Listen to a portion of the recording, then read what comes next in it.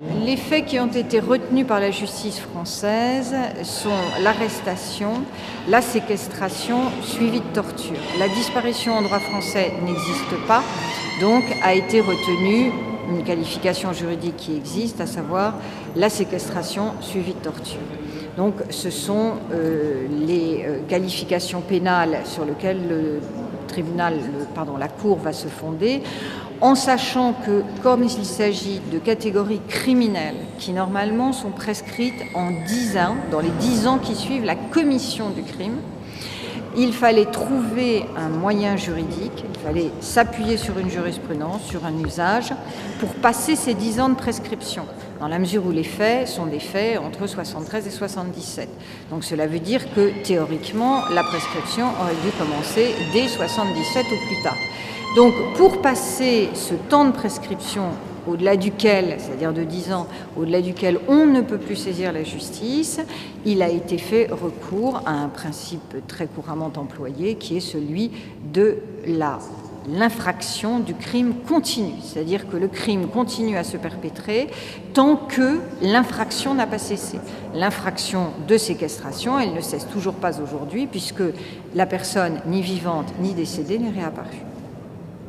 Alors, la matinée a été consacrée à différents problèmes de procédure, c'est-à-dire que le président a fait l'appel des différents inculpés, a constaté qu'ils n'étaient pas là, a demandé si un avocat, malgré tout, était là pour les représenter. Aucun avocat ne s'est présenté, donc le président a fait sortir les jurés qui avaient été prévus au cas où quelqu'un se présenterait.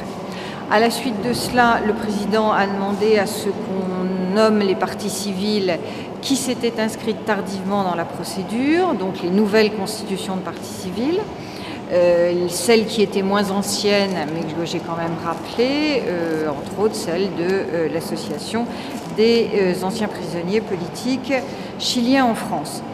Et à la suite de ça, le président a fait une suspension d'audience pour que nous puissions voir ensemble la question des témoins. C'est-à-dire que beaucoup de témoins ont été effectivement convoqués.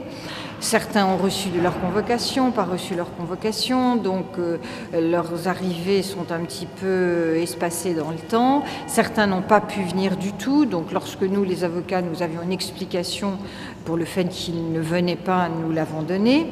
Et nous avons également tenté de voir comment les témoins pouvaient être répartis entre les grands témoins, c'est-à-dire les témoins qui n'ont pas été les témoins des faits, qui se rapportent aux victimes elles-mêmes, mais des témoins de contexte, c'est-à-dire un avocat qui va par exemple parler des différents recours de protection, d'habeas corpus, mais d'une façon générale pour la période de répression sans que ça vise une victime en particulier.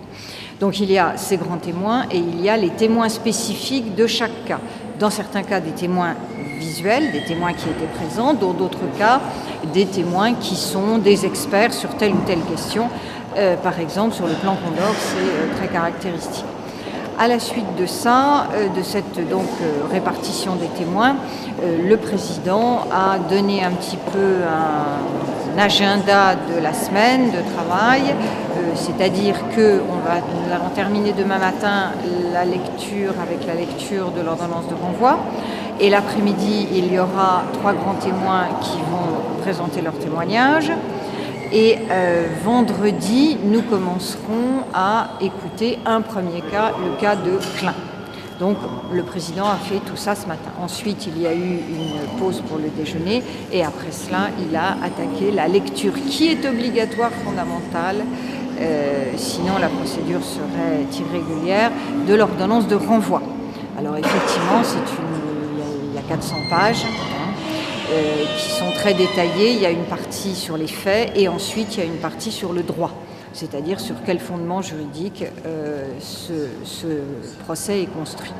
Voilà donc ce qui s'est passé aujourd'hui et effectivement, compte tenu de l'heure maintenant, presque 7h moins le quart, beaucoup de personnes sont parties au fur et à mesure de la journée. Et demain matin, nous recommençons à 9h30.